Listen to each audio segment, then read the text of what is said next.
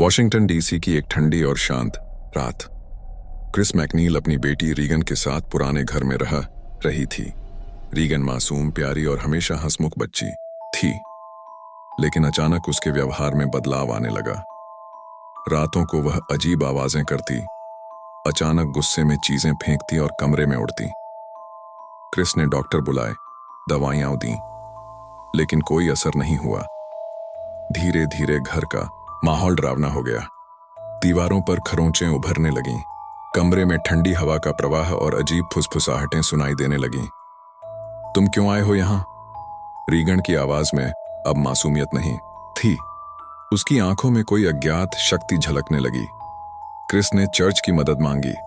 Father cars, एक अनुभवी पादरी और मनोवैज्ञानिक, रीगन के पास आए। उन्होंने देखा, रीगन की आंखों में अब काली चमक थी। वह अजीब सी भाषा बोल रही थी, कभी बूढ़े आदमी की, कभी औरत की आवाज में। उसकी बातें उनके व्यक्तिगत जीवन की बातें जानती थीं, जो किसी ने नहीं बताई थीं। रात का समय आया। रीगन बिस्तर पर थी, लेकिन उसका शरीर हवा में झटकों से हिल रहा था। दीवारें हिल रही थीं, खिड़कियां फट रही थीं और कमरे में ठंडी हवा का तूफान। फादर कारस ने धीरे धीरे मंत्र पढ़ना शुरू किया, भगवान के नाम पर उसे छोड़ दे।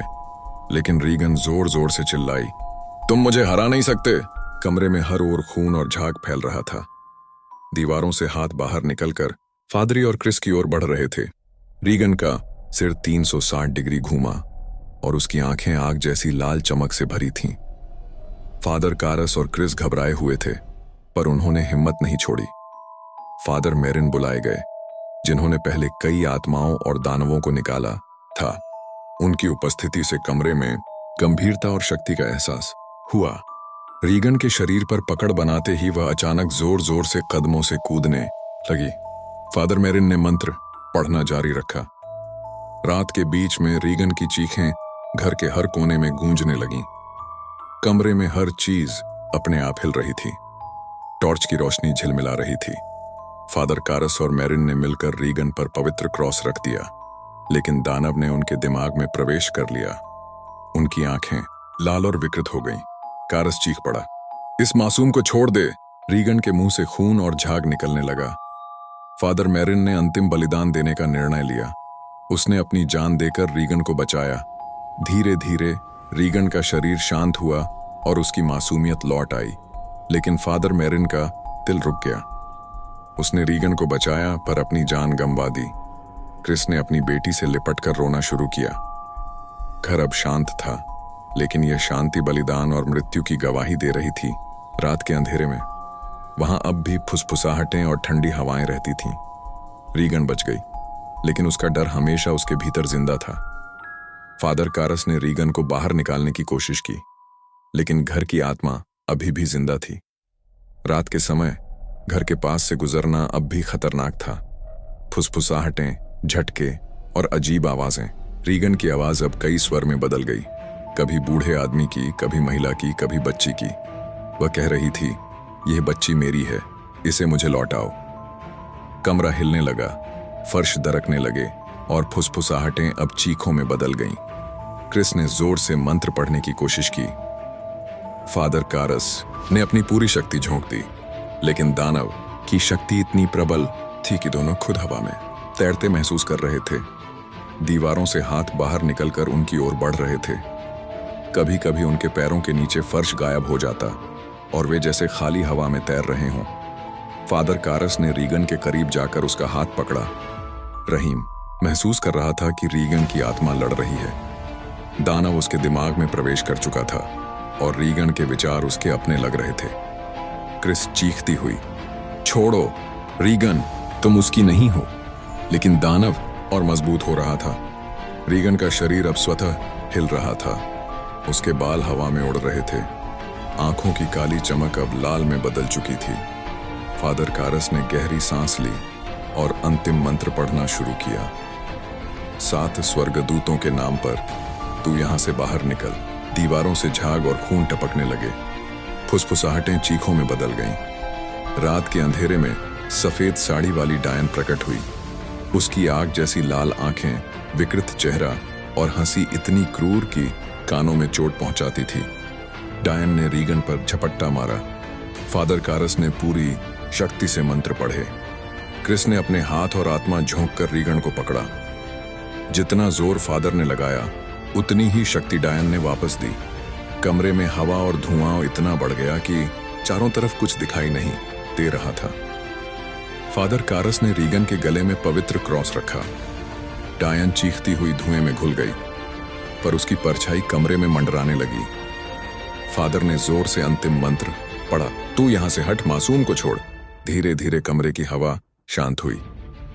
रीगन का शरीर अब स्थिर और शांत हो गया। क्रिस ने रीगन को अपने हाथों में लिया। उसका चेहरा अब पूरी तरह मासूम और निर्दोष था, लेकिन घर के हर कोने में हल्की लाल चमक अब भी दिखाई दे रही थी।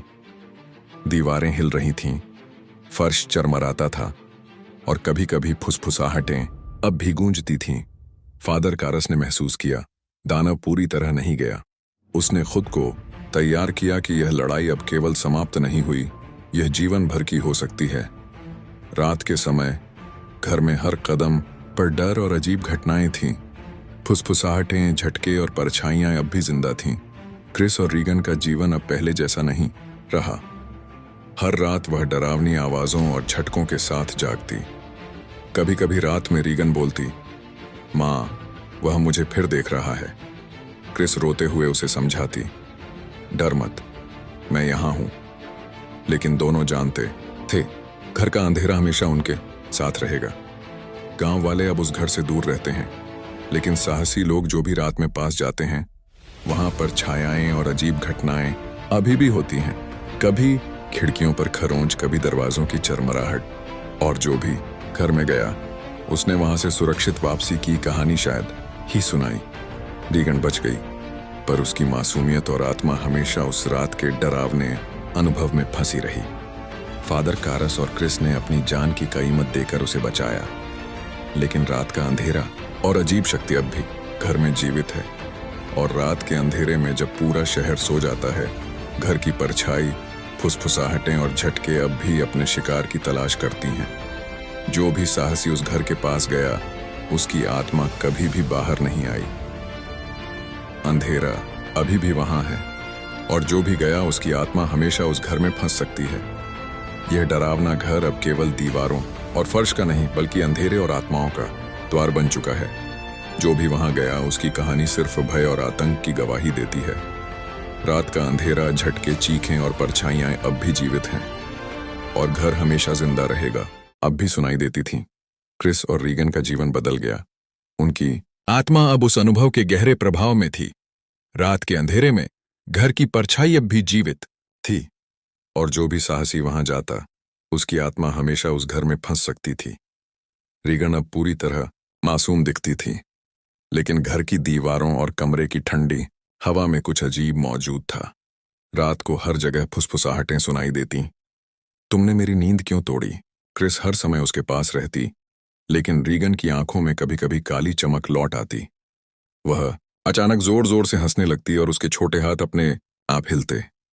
रात का समय था और घर का हर कोना अंधेरे में डूबा हुआ।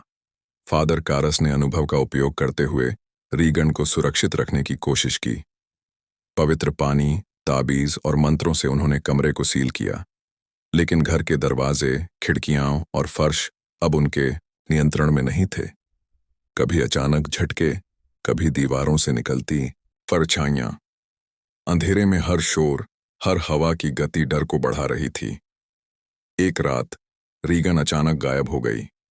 क्रिस और फादर कारस ने देखा कि वह अपने कमरे में नहीं थी। हवा में हल्की लाल रोशनी फैल गई। दीवारों पर छोटे बच्चों की परछाइयां उभर रही थीं और उनकी चीखें हवा में गूंज रही थीं।